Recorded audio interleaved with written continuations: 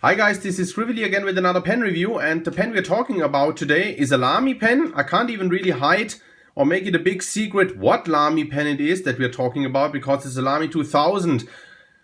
A pen that I don't even know if it's fair if we call that a pen review, actually, because this is my all-time favorite fountain pen, the Lamy 2000. So, spoiler alert.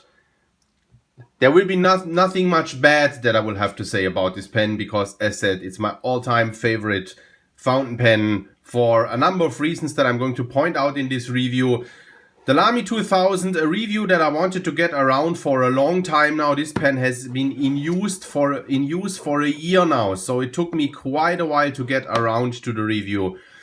But today I am shooting it, and it comes in different packagings depending on where you buy the pen from. Sometimes it comes in this classic gray Lamy cardboard that the Lamy Studio and stuff also comes in. I got this one here with a Lamy 2000 packaging that opens up like this, and you have a small Lamy brochure in here giving a little bit about background about the Lamy 2000. I won't really go into detail, because if you Google Lamy 2000 you find a host of excellent articles about the history and the design history. Just in brief, it's Bauhaus design. It's designed after Bauhaus design principles in 1966.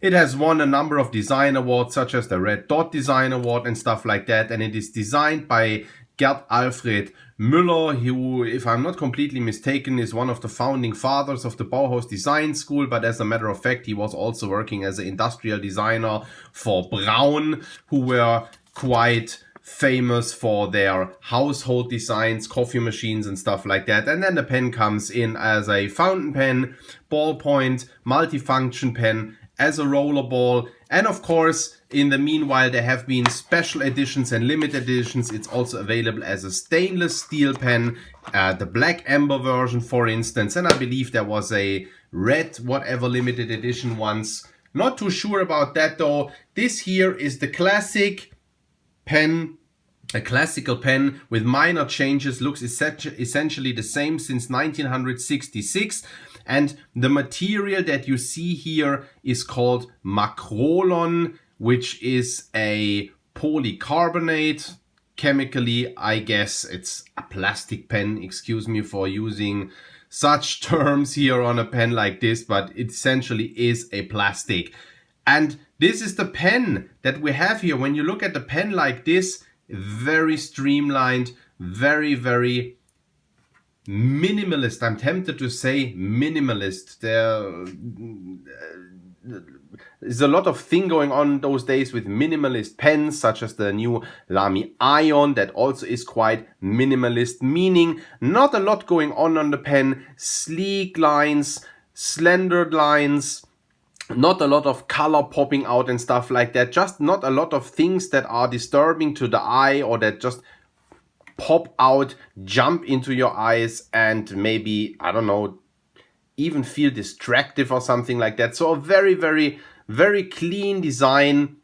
I really like the cap to body ratio here. I'm not sure if this is a golden cut design principle that has been applied here. It doesn't look like that, but could be probably. If you're an industrial designer, please leave your feedback on that below in the comments. If we look at the pen cap is the only thing on the whole pen that is polished, that is slightly glossy. That's the only glossy part.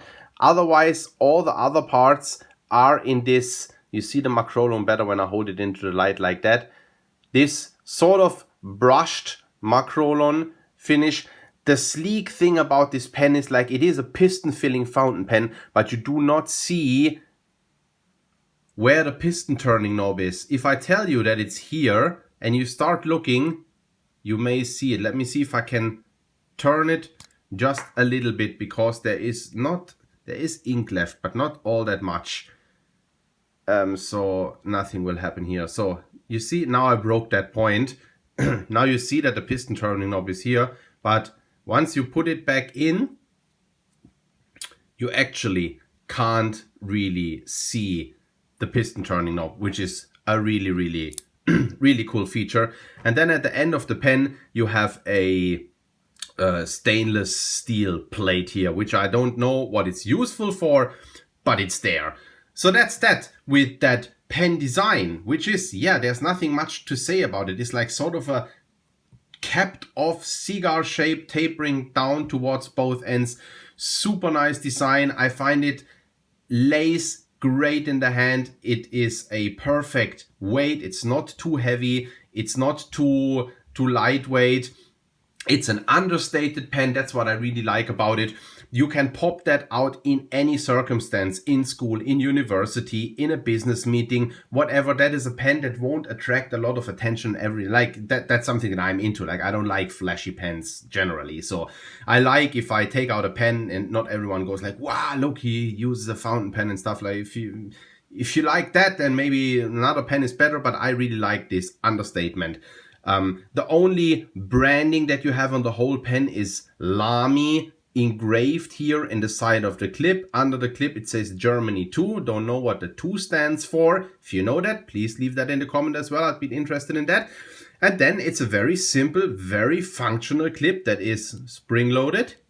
Works very, very well.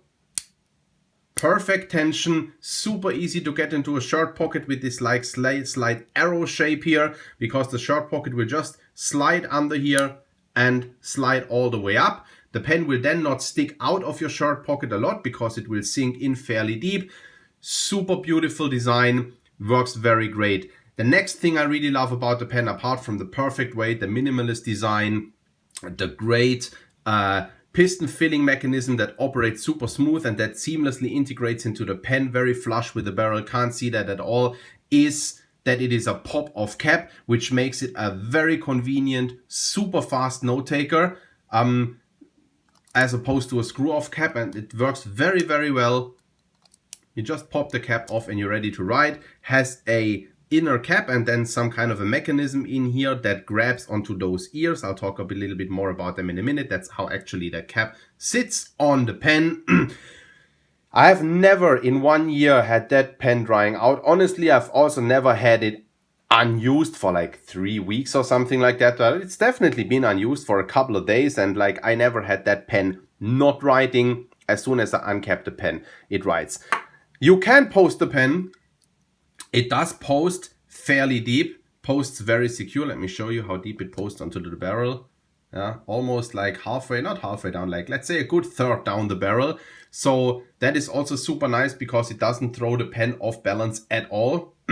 Even posted, the pen still looks wonderful, feels safe, feels securely posted, feels extremely balanced. Very, very wonderful. But even unposted, I normally 90% of the time do write the Lamy 2000 unposted. And for my hands, and I do have fairly larger hands, it's the perfect pen size. It's the perfect pen size. It's the perfect pen weight. It just really lays in my hand naturally. Very nice, very comfortable. I just love it. Unposted, the design gets even better because now you have this like super awesome streamlined design that sort of, you know, is like mirrored on both sides. Like both sides look essentially a wee bit the same, apart from, of course, that stainless steel section that you have here that I don't find slippery at all, because like it has a brushed finish, and it's actually the same brushing that you find on the Macrolon here. The pen comes, and that is the next thing that I really love about it, and that doesn't scream, hey, I'm a fountain pen, is this semi-hooded or hooded nib here. This is actually a platinum plated 14 karat gold nib. This here happens to be a fine. Feet down here, breather hole, aka filling hole down here. This is where the pen sucks up ink. Has a cutout here, so that of course if you write with a lower writing angle, that will work well for you.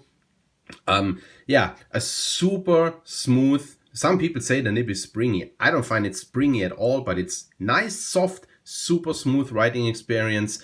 14 karat as said, platinum plated, not rhodium plated, platinum plated gold nib. And the nice thing about that section is that it just gives the pen this little bit of extra, this little extra going on.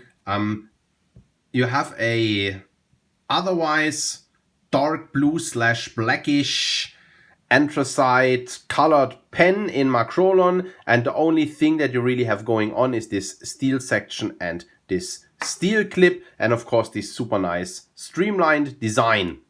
You then have the pen here is inked with Sailor Soutane, so you see blue ink in here, and it has a broken ink window that is broken into 1, 2, 3, 4 parts, separated by a small Macrolon part. And if you look very closely, you see, don't know how they actually produce the pen, that the brushing continues over that transparent ink window. So the brushing is not broken. It's not that the lines are somehow different.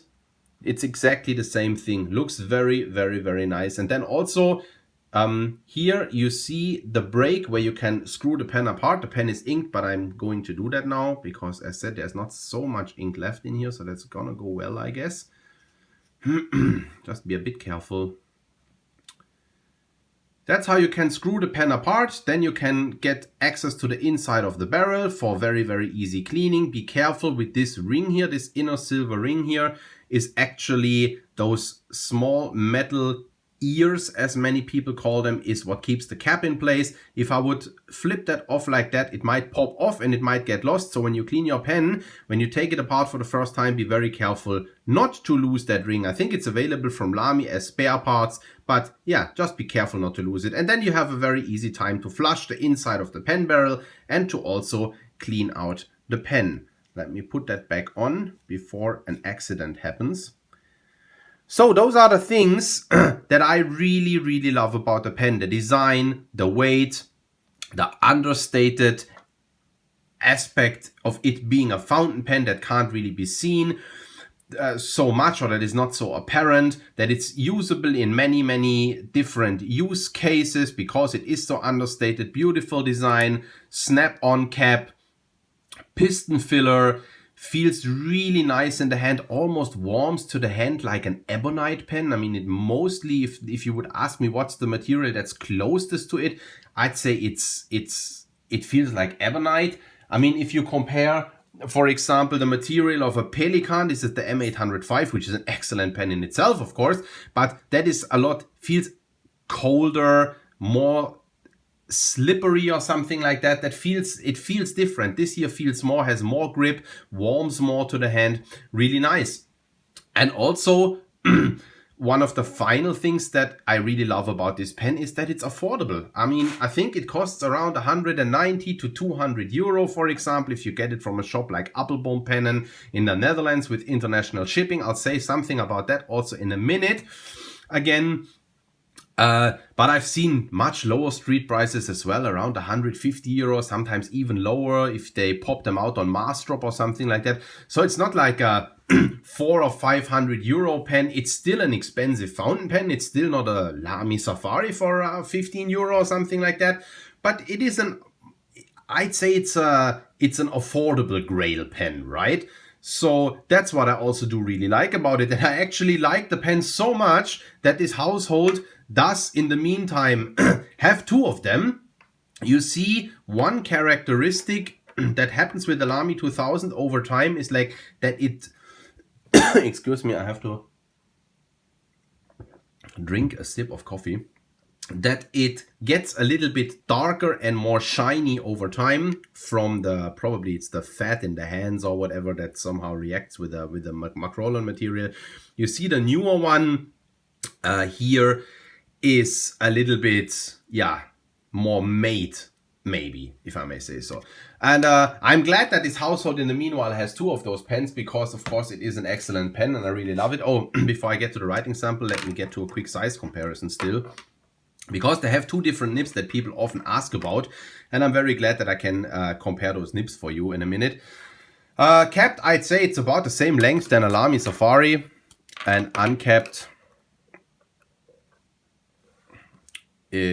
It also is about the same length than a Lamy Safari. A little shorter maybe. Let's post the pen. I would never post the Lamy Safari, but I also do rarely post the Lamy 2000. Lamy 2000 is a little shorter. I do also find the Lamy 2000 a lot more comfortable posted as opposed to writing a Lamy Safari posted. As said, doesn't throw off the balance at all, but I normally just write it unposted because it works perfectly fine for me. So we've talked about nibs. As said, I have two of them here. The older one is a fine, super great, and the other one is an extra fine. And some people wonder if they should get a fine or an extra fine, and I can tell you, and I'll show that to you also now in the writing sample, for which I zoom in a little, that the difference between fine and extra fine is actually quite dramatic.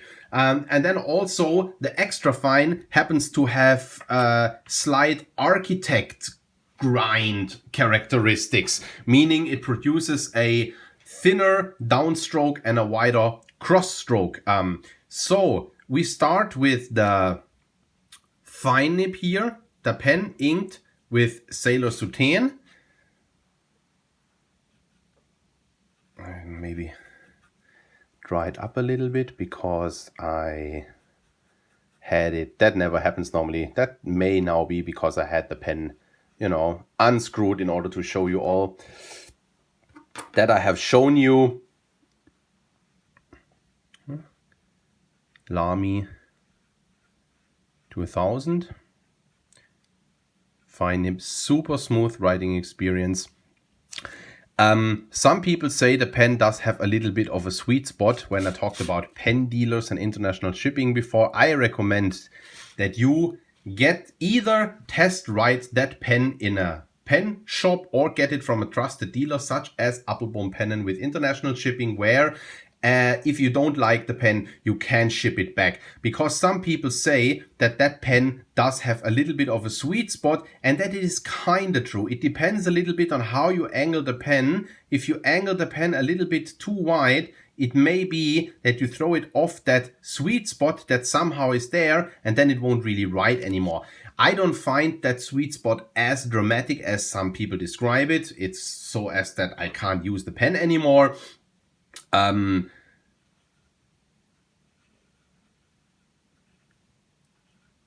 Works very well for me. It's a bit weird to hold the pen here with a camera. Anyway, one gets used to that, and there's not really a problem in writing that pen. As said, not for no reason is that my most favorite fountain pen. But of course, as you can see with the fine nib, it is a fine stroke, but it has a up and down stroke have the same line width, as opposed to the extra fine here. Let's see if the camera grabs or focus camera onto the nib, and you can already, and then you should be able to see the slight architect qualities that nib has. It looks a little bit like a knife blade or something like that. I'm not sure if the camera really picks that up. Yeah, now you can see it. Yeah, now you can certainly see it. But you'll see it in the writing right now. So this one here is inked with Rohrer Klingner Leipziger Schwarz. Lamy 2000 with an extra fine nib. And let me zoom in a little bit more even. And you'll see that the downstroke and the cross stroke have a slightly different line width. It's not extremely dramatic, but it's definitely noticeable, right? So and now for the end of this writing sample, let's make a straight comparison of the writing lines of those two, for you to decide if you should go with the fine or the extra fine. I don't know, the writing line difference actually doesn't look all that dramatic right now, right here, but for some reason in daily writing I do find it quite noticeable. So that was the review of the Lamy 2000. As said, it was actually not really a review, it was probably more a praise of my favorite, personally my favorite fountain pen. I hope that review was useful to you, and I'll see you at the next review. Bye bye.